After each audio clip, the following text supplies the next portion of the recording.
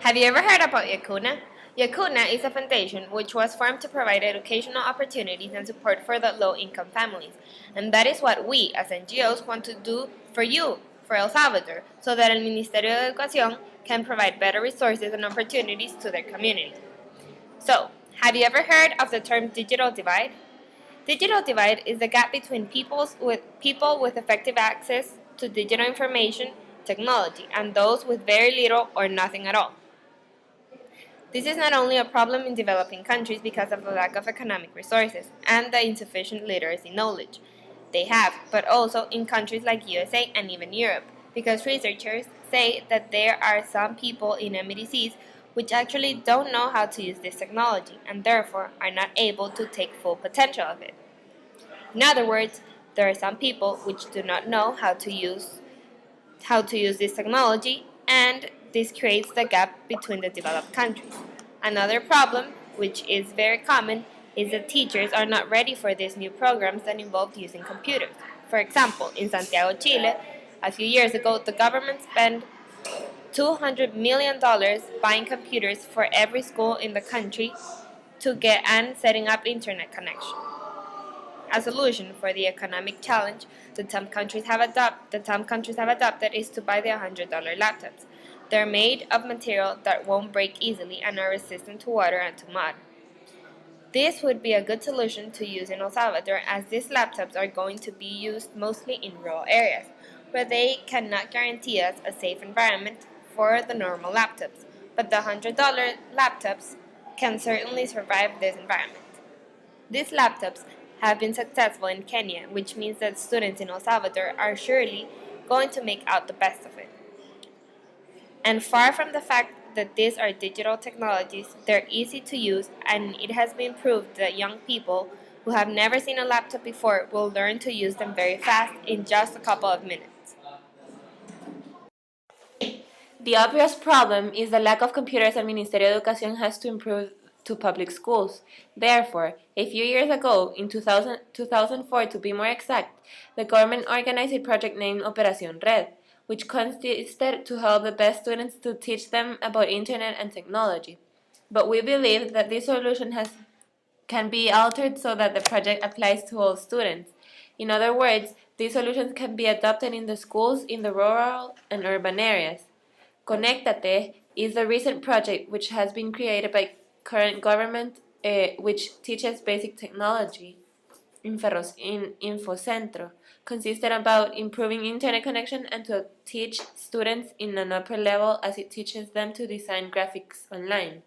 However, it is also very important to know that in El Salvador, one of the main problems people may find is that there may be some areas in which there is not enough electricity to be able to charge all laptops, as they will be using them the whole day. Therefore, a solution for this might be again to use the $100 laptops, as they charge themselves by solar panels which come inserted.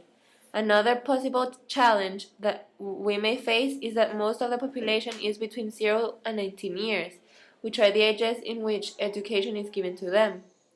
A solution for this might be the fact of making the children share laptops, and by half the number of laptops, see if it really helps the Ministerio de Educación improve their way of teaching and see the effect of the student grades. We chose laptops because of the fact that they're portable and easy to move around. Also, in a desk, a laptop will take much less space than a computer, and their hardware is separate. However, laptops usually have lower specifications than desktops, meaning that they can run slower and they might be more expensive. The laptop specification we chose was of it to be of 1 to 2 gigabytes of RAM, because this technology is going to be donated to public schools and students are not used to work with this, which means that they're not going to be using complex programs. They're going to need basic programs such as the Internet Explorer and word processor. Therefore, the processor has to be of at least 300 megahertz, as the use the students are going to give the laptop is pretty basic. The hard disk has to be of at least 60 gigabytes because we don't know the amount of work each student will be producing, and obviously they're not going to be using their laptop to store media and pictures.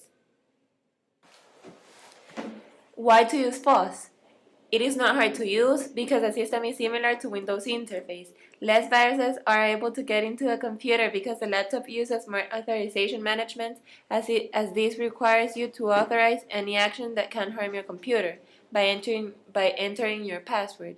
And this is an advantage because these students are not familiar with using a computer and internet access.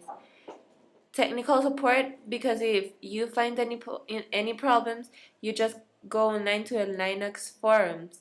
It runs in all machine. Why not to use it? Incompatible issues because the Linux software because it has difficulties printers and installing other devices. And está. The following are the extra hardware that will be needed in order to support the use of IT. Printers are useful in schools, so the documents stored as electronic form are going to be able to be presented in hard copy. A photocopier will also be needed to make various copies of one document or other visual image. This is a cheaper and quicker way to copy the hard copy. Hard drives.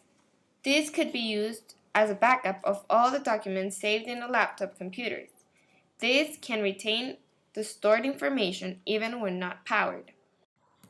Internet access is very important. The computer and the internet are a powerful catalyst for education. This is because it provides a variety of new information that could be useful for students for learning.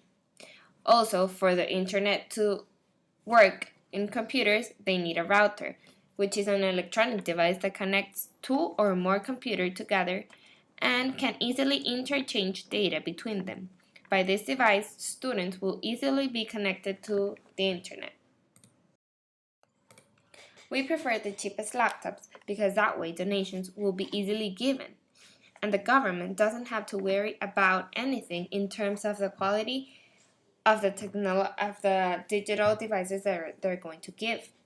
In case of any technological harm, the repair of the laptop will be more accessible in terms of economic resource. The laptops are going to be provided mostly on rural areas, which means that students are only going to use the basic of this technology, meaning that they don't need such an upscaled computer specification. So that's the reason why we chose all of these devices.